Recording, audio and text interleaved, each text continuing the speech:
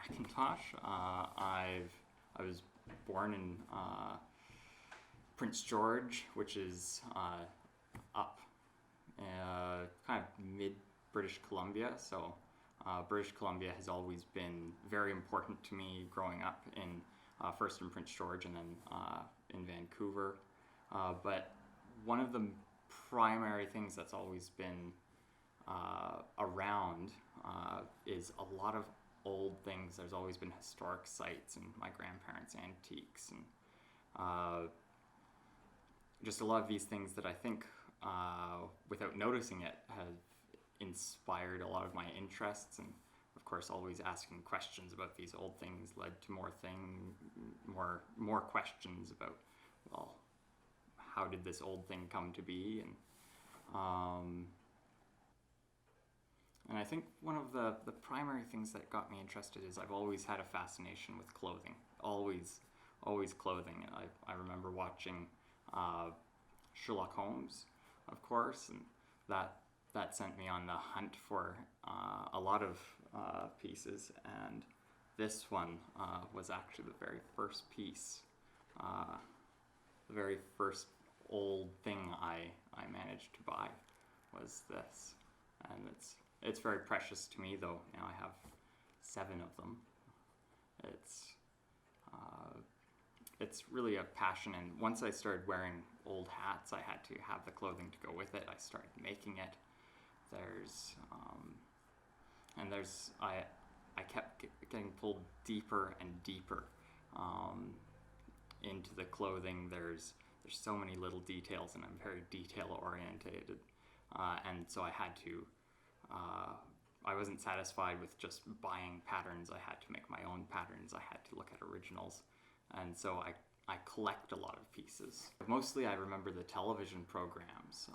I really remember Anne of Green Gables, Road to Avonlea, and Sherlock Holmes. Those were really big inspirations, and I remember looking at them on the screen and going, I want to dress like that. And again, old family photos and things, I remember looking at them and going, well, their clothes were so nice, why don't we have those now? So that's always been a big piece of the inspiration. There's also, I remember listening and reading books a lot on Egypt, but not so much the Egyptian history, but the people who were digging it up, who of course are turn of the century archaeologists. And again, they were wearing the pith helmets, the old sort of colonial fashions that got spread all over the world by various imperial countries, but they just had this style that just looked so appealing, and I had to just had to see what it was like, the full sort of immersion in history. And so from the clothing it expanded to experiences as well. What was it like to like eat the food, and the methods of doing things in old ways, the dip pens and ink. Just recently I had the chance where I did all my laundry in a period way, all the hand washing of laundry. And a lot of the interests were very general, just general sort of world history of the 19th and early 20th century. But there's been increasingly, as I learn more, and you can see these in the Langman photographs, you see what Vancouver, what British Columbia used to be like.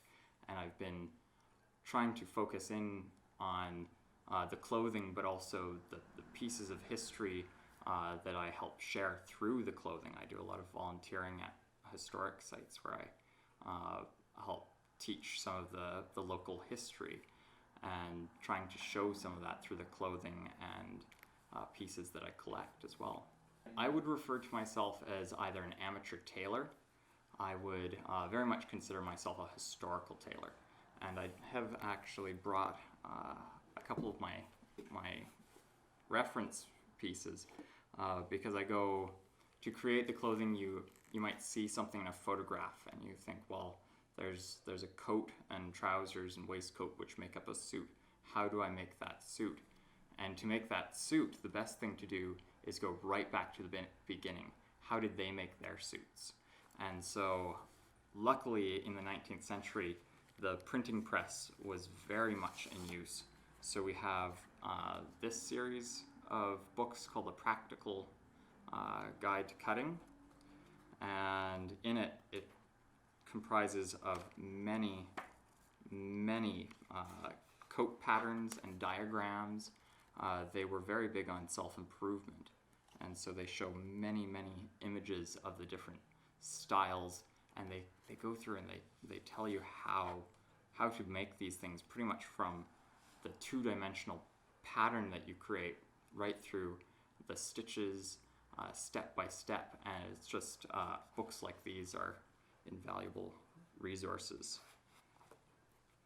The hardest part is actually finding the fabrics. The fabrics can be very difficult to find, but it's a lot of research in finding the garments, the clothes, so that you can feel what the textures were like. You can see how densely they're woven. There's some companies that reproduce historical fabrics. There need to be more of those to give us a wider range. The suit that I'm actually wearing today is one that I recreated, and this is actually recreated from a photograph of the Vancouver Cycling Club in about 1900, maybe a few years prior, maybe 1898. And so it doesn't have a waistcoat as in the photographs. It's just the two pieces, the short trousers called knickerbockers or +4s, or in this case they're actually called knicker breeches for some reason in the pattern that I was using.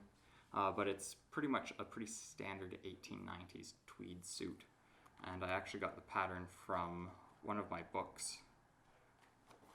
You can see the illustration there, and there's also I believe somewhere in here, there's the flat pattern.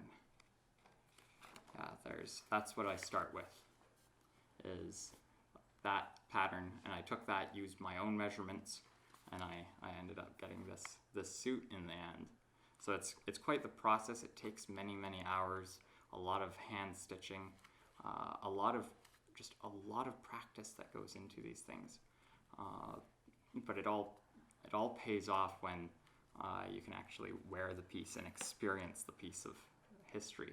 All I need now is one of the bicycles with the big wheels in the front, though those seem a bit scary. These are pieces that some that I have reproduced. I have gone to Montreal, and in Montreal they wear very different fashions to Vancouver, very different climate. And one of the pieces that was very common in Montreal was a lot of fur. So for the cold of Montreal, I made myself this reproduction, again copied from a photograph, of a fur astrakhan waistcoat reproduced from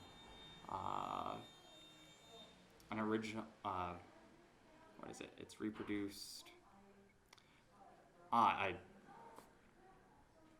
recycled fur, that's the word I'm looking for. Recycled.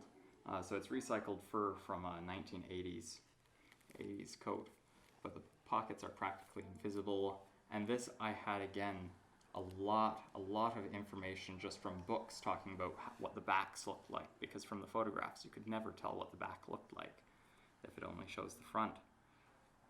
So that's one piece that I've reproduced in one of my favorites. And here we have another waistcoat. This is an original one from probably about 1890. This one actually is made by a company from New York. And we can see by the buttons, the buttonholes and the buttons, it's actually a double-breasted waistcoat in what feels like a cotton tartan, which is kind of odd. I haven't seen any other cotton tartan waistcoats before made like this. So that's a piece that I plan on reproducing, hopefully soon. It's a piece that happens to fit me, so making a pattern from it will be very easy. And just pieces like this inspire me a lot.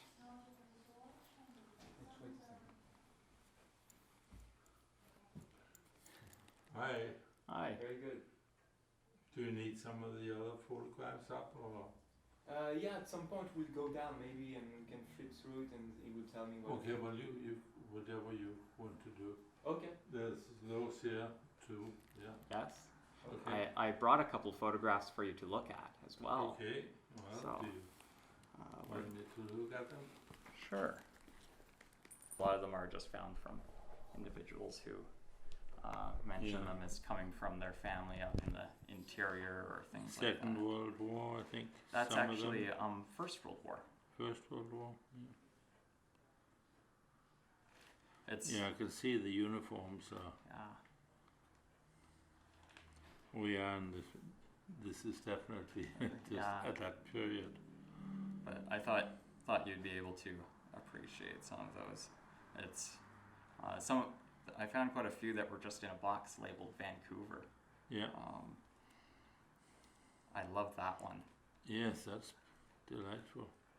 That one was taken in Coquitlam in 1901. 1901. I think so. Oh no. 1899. Yeah. 99, yeah. That's very nice. From it looks to be from a play or something. Yeah, that's what I thought. A Christmas play. And there's two of those ones. Yeah. That I wonder if it's the same same school, family. because this photograph and these were all in the same box. Most likely. Yeah. Not that you don't have too much no history with them. All I know is that they are British Columbia. Yeah. Nothing more. Yeah, they're delightful. Those two I was told were Vancouver. Yeah. Might be North Vancouver because there's a very big fence. Yes. So. Keep the bears out.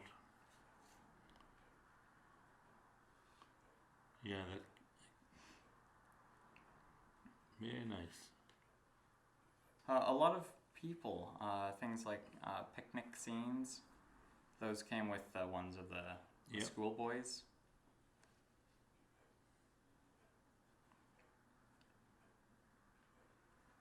Yep. That was Very with nice. this. Very nice. Yeah, the history. I love that one Yeah. because it looks like they've gone out on a hike somewhere, and that Yeah. one. Yeah, it's on a big hill. It probably is North Vancouver. Well, that one I was told might be actually in the interior. It was.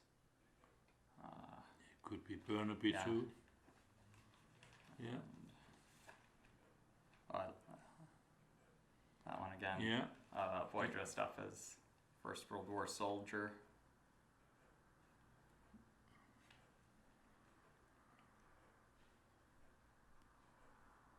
Yeah. Hunter. That's a nice print.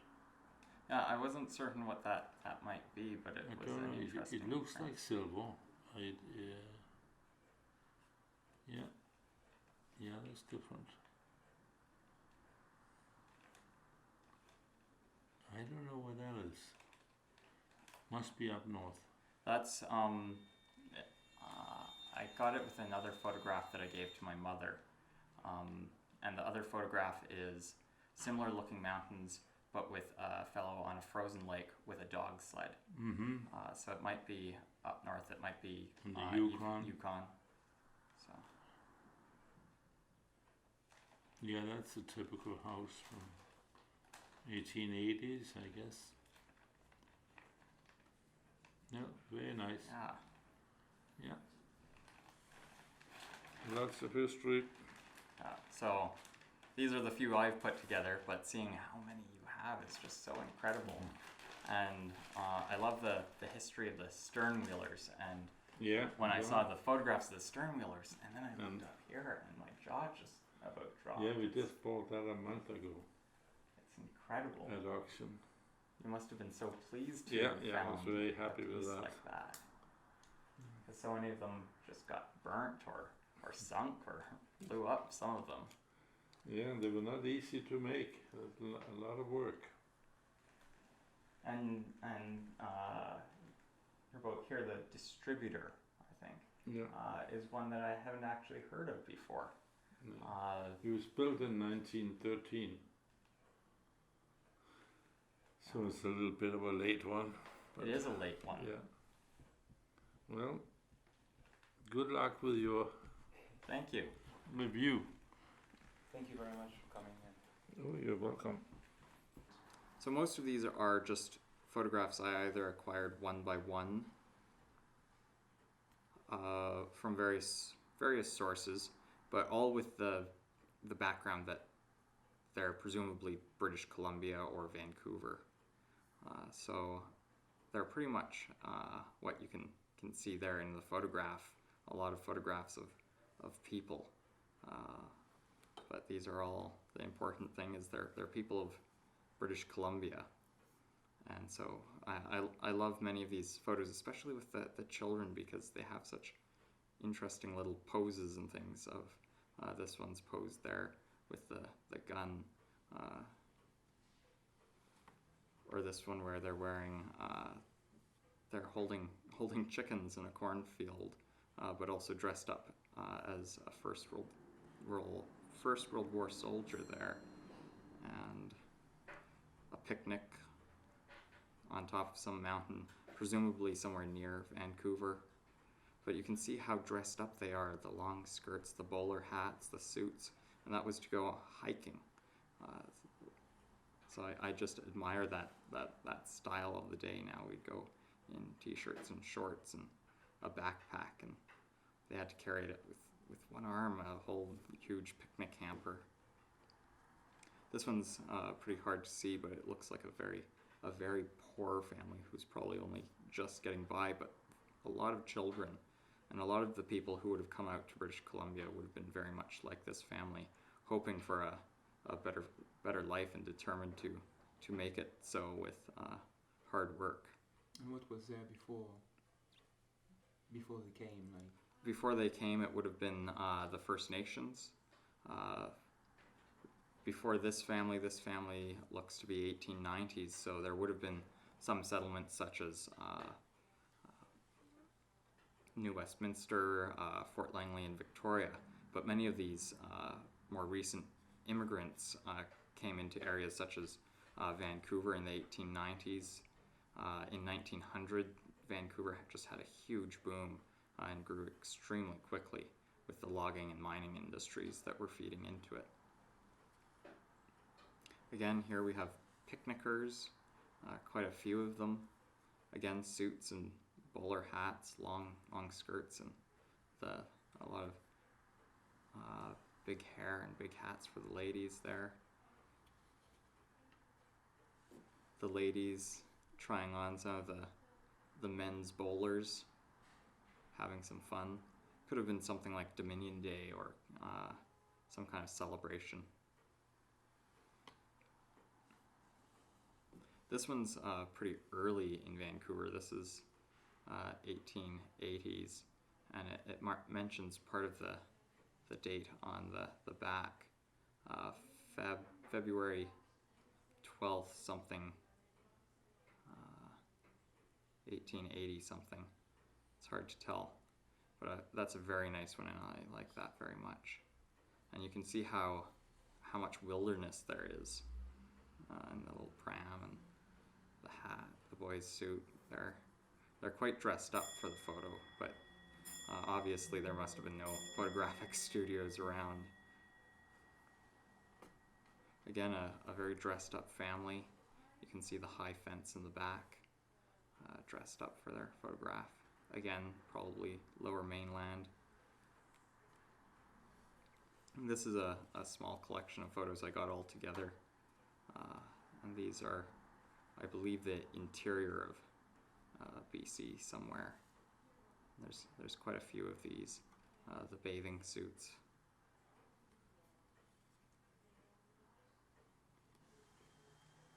My favorite ones are, again, these fellows, the Highlanders of the First World War. You can see their large khaki tams.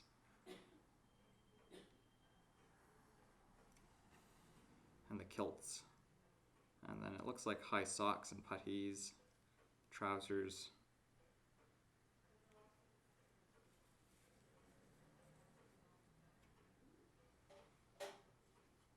I find this one very interesting.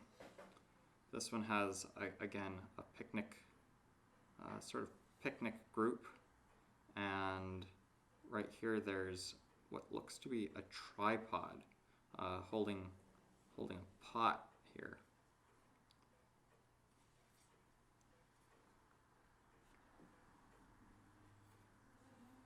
And this is probably my favorite of all the photos. It's this boy dressed up probably as Father Christmas, and he looks fabulous in his outfit. If I was his age, I would, if I was him, I would have just been so pleased. And that's 1899 in Coquitlam, which must have been just the middle of nowhere in the 1890s. And I think possibly from the same school that boy went to was this group. I actually have two of these ones.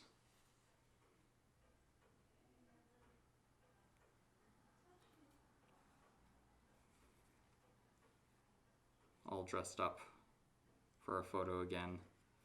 And what I love about this is the organ in the back. My family actually had a pipe organ similar to this. Pump organ, sorry. A pump organ similar to this in Winnipeg. But they've got all their family photos on here, and I think that's just a lovely piece. And then this is a very typical style wooden house of the late 19th century in the Lower Mainland, likely Vancouver, with the children posing on the deck there.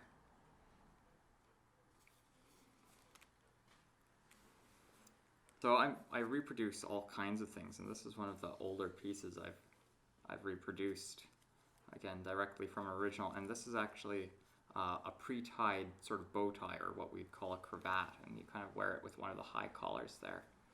And this one would be kind of about 1850 thereabouts. And that's again a favorite piece to wear when I'm out at Fort Langley, kind of sharing our fur trade history. In the black, it's very, very somber and would have fit in with kind of the sort of social status of a clerk of the fur trade. And then we go right to the other end. That's the very earliest sort of stuff I reproduce.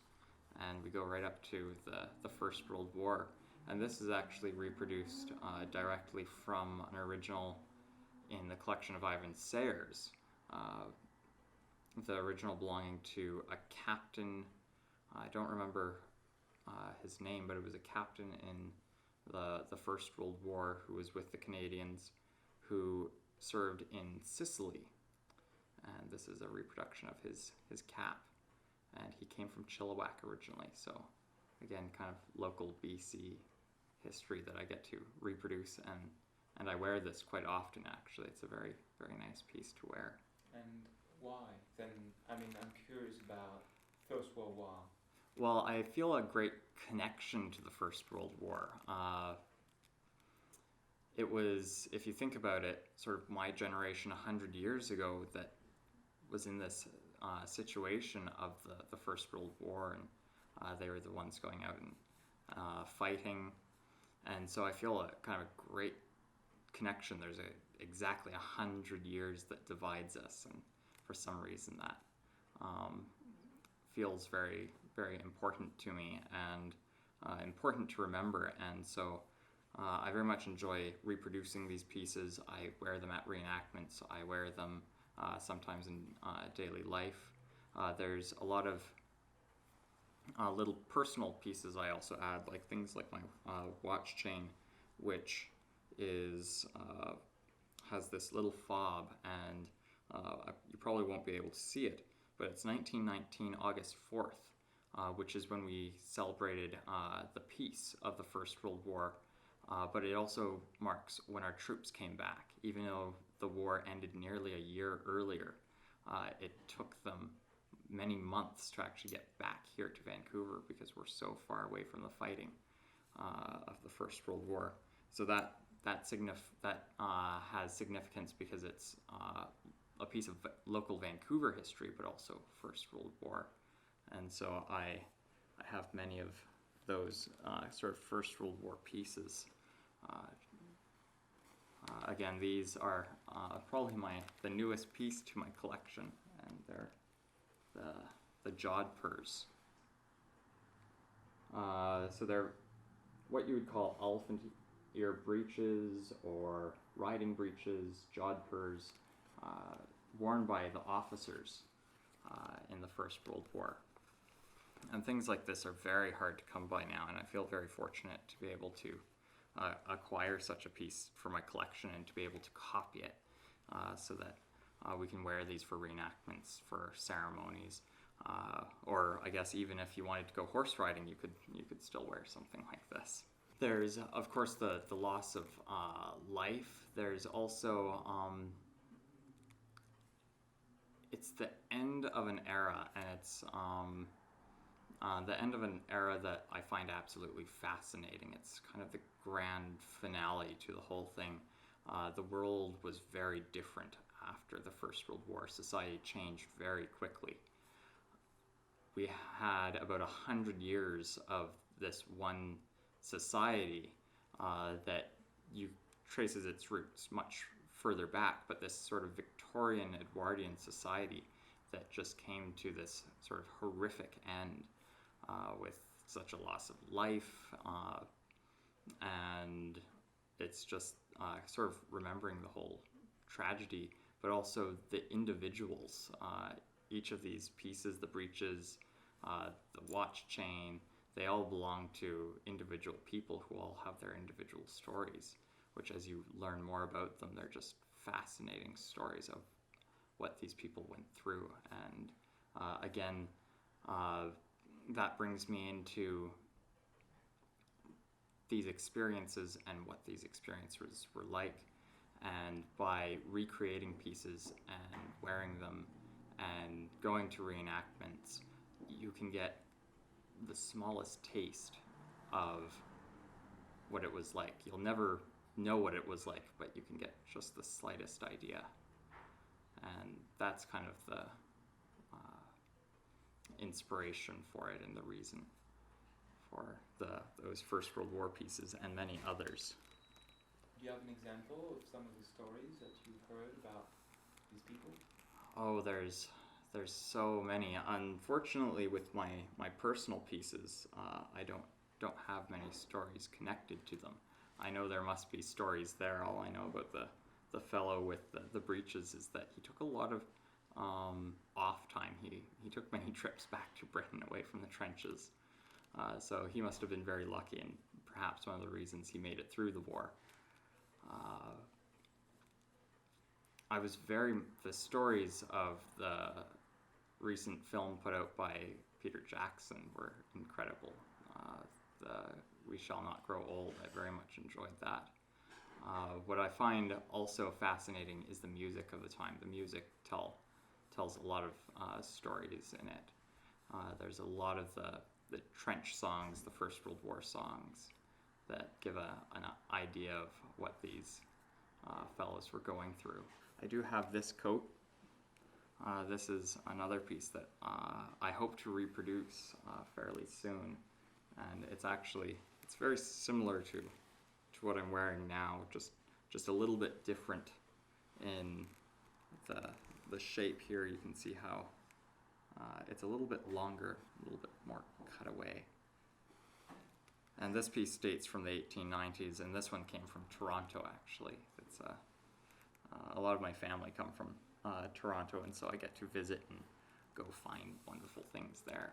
This is the hat, but these hats being very, very delicate require quite a bit of sort of protection when they are being stored or carried around And so actually the boxes probably, often the boxes sell for more than the hats. And this is what you'd actually call a bucket because of the shape. And just opens up. We have a striped lining, and the inside is entirely shaped to the hat, so the hat just fits in quite nicely there. And then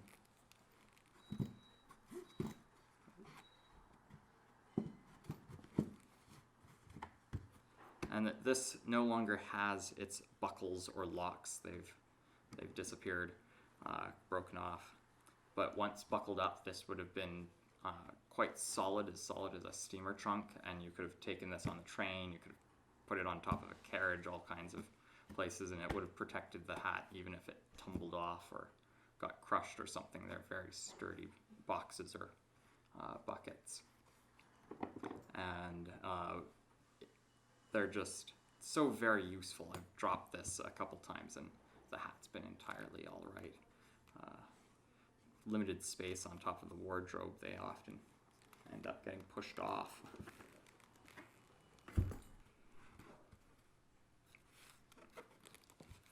And may I ask, sort of like, how do you find the money from, or is this a family, is this your work, is this more... So I've been trying to create my own business, or kind of create myself a job reproducing clothing. I have friends and a few clients who get me to make pieces for them to wear. I just finished a pair of blue trousers for a fellow out at Fort Langley, a friend of mine, who will be wearing them for historical reenactments later this August. As well as I've been making a lot of coats recently, and hopefully I can get that to a point where that will be how I make my living. At the moment, I've been doing part-time work with tailor shops. I've been working with and apprenticing to a friend of mine who's a kilt maker, and just kind of buying and selling as well, pieces of vintage clothing and antiques a little bit. I have a friend who's visiting to pick up a few pieces and take them back to Toronto tomorrow. So it's a little bit tricky sometimes finding the money or making money from making historical clothing, but I'm going to persist and see if I can make it work. Let's hope. And are you interested in cinema at all? I mean, you mentioned Peter Jackson. It does a lot to inspire me. I find his most recent historical piece with the We Shall Not Grow Old, that was quite an inspiring piece. But primarily just that start with kind of the Sherlock Holmes, a lot of those old television shows. Unfortunately, I just haven't had a lot of time to watch a lot of films. It is enjoyable, but also working on such pieces, I'm entirely willing to. I just need someone to ask me to, pretty much. It can be a little bit intimidating trying to get your way into film work or cinema and things like that. I meant maybe to participate to a larger group of makers that would do historical pieces for war film. That's definitely, again, something I would do if I was asked. It's just it can be intimidating to get yourself into a little bit, but also really it's just needing to be asked. If I was my hope is once I start making more historical clothing, that may gain notice and may eventually be used in films and things like that. Again, also making for possibly prop warehouses and things. There's costume warehouses that require a lot of historical pieces. And actually, I have sold a few of my older pieces that I used to wear to some clothing warehouses for film. So you say archives. I find archives are incredible, especially when they've been digitized and put online. Photographic archives are just such a great resource. Again, like the photograph I used to base my suit off of is one from the Vancouver archives that are all put online, and so I can go and I can pick out the little details, and so it's very important that these things get digitized and put online and saved, and saved from fires as well. That's always a big fear of collectors and archivists, are fires. So when we put these things online and they can reach a wider audience, they can help researchers all over. I actually, one of my own ambitions is with my tailoring books, my tailoring manuals, which I have about 30 of. They're fairly hard to find, and there are a lot of people who are part of the growing vintage clothing sort of movement in historical clothing that are starting to make these historical outfits all over the world, but they don't have the same access to the old books. So I'd love to create an archive someday of tailoring books that could be put online and preserve these pieces. I've gone on trips to Toronto and Montreal just to look at some of the old tailoring books to learn from them. And again, those are things that it would be fabulous to just get them online as a put together archive. So one of the events I always look forward to is Fort Langley's Brigade Days, which is an event that happens once a year. I look forward to it very much. And it's an event where I get to dress up along with 50 of my friends and other volunteers. We encamp in the fort and we share the history of both the fur trade of Canada, and specifically the fur trade in the British Columbia region, as well as the gold rush of British Columbia, or at least the Fraser Gold Rush. There are many gold rushes of British Columbia. The 1850s gold rush, 1858, is a rush that takes place on the shores of the Fraser River up near Yale. And that's something like, I think it was 30,000 miners that flooded into British Columbia and really kicked off many aspects of our history. The whole reason British Columbia becomes a crown colony is because of the gold rush that kind of kicked that all off. And the gold rush really came on the tail end of the fur industry that was just beginning to die because of the lack of beaver and the lack of market for beaver, as the fashions for fur hats had switched to silk hats. And so we share both those aspects, but most importantly how they came together to form our crown colony and now our province of Canada. Curious about the fur trade and the gold rush. More about the aspect of wildlife depletion. I don't know much about the wildlife depletion, but you can look back in the records and you can see how many animals they're actually trapping every year, how much is being traded in. Some years it's just phenomenal, overwhelming amounts that you can hardly comprehend. And other years you can see where it's taken a drastic cut. But here in British Columbia, I don't know how far the wildlife depletion got. It didn't get nearly as far as it did back east, but it was being felt, and really there was just the change from the beaver fur top hats to the silk top hats that really changed that. In other wildlife depletion, sturgeon, which were another aspect of the fur trade. The Hudson's Bay Company traded for isinglass, which comes from the sturgeon, and it was the sturgeon populations noticeably fell in that fur trade period as well.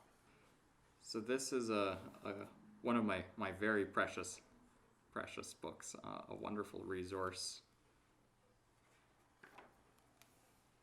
Oh, let's get you the title page there. So it's the Practicals It's the Cutter's Practical Guide to Coat Cutting and Making. Morning coats, frock coats, and dress coats, which are all the formal Victorian and Edwardian coats. And we go through the preface. But what's lovely about these books is the patterns. And so here we have a pattern for a morning coat. We have many, many kinds of styles. There's endless variations of these things.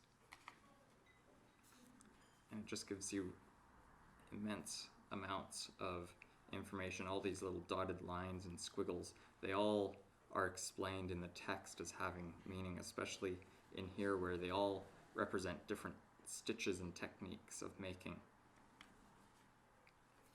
And then you go through, oh, these actually don't belong to this book, but belong to another book. And these are fashion plates of the 1870s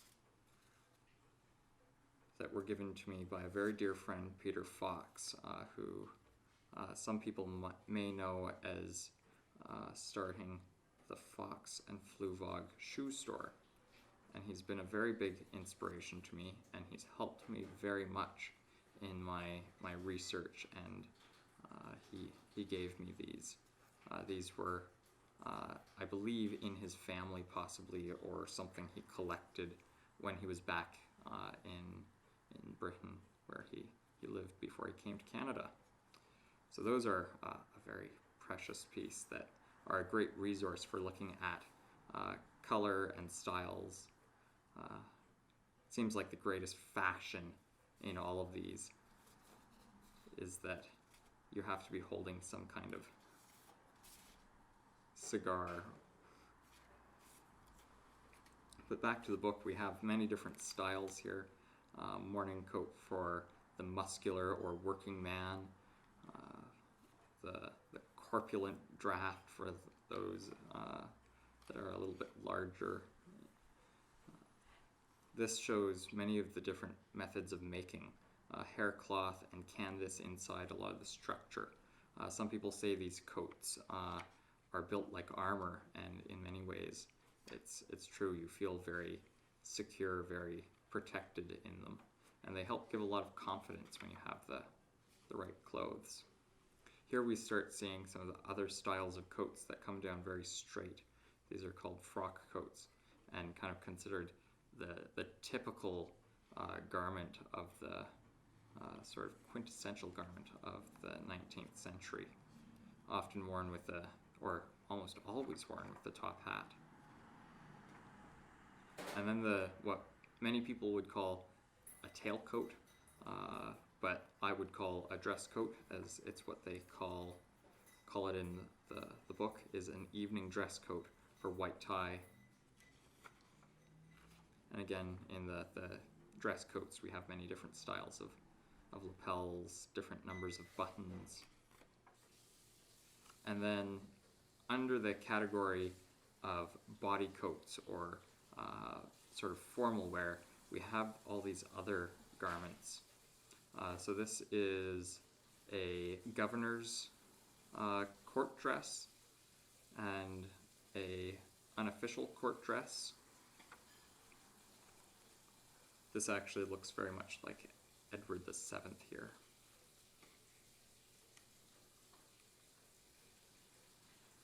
And all this pattern in here would have been embroidery, which would have been thousands and thousands of what's stitches called bullion embroidery, which is actual metal thread.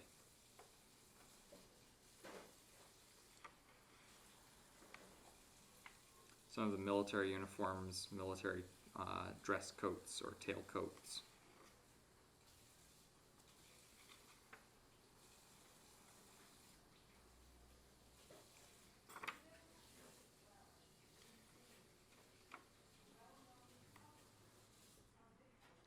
There's just a huge wealth.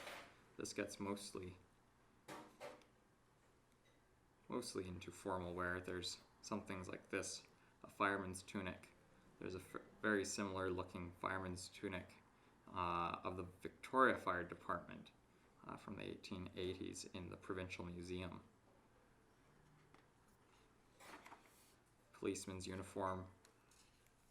Many policemen across the world would have used this style of uniform. In fact, you see it in Vancouver in the early 1900s. And it's all based off of the Metropolitan Police of London. Court dress, these large, long buttonholes with the ceremonial buttons. Livery, coachman's state coat. You still see outfits like this worn in the royal household. Other than that, there's very little need to make such garments, except for fun. If you want to wear them, it's just fun to wear some of these things. Oh, another photograph. This is very similar to actually what I'm wearing today. This is actually a fellow looking over the Rhine in Germany in about, I think, 1913. Another gift from a friend who collects German clothing. I think that brings us to a part we've seen now, so yes.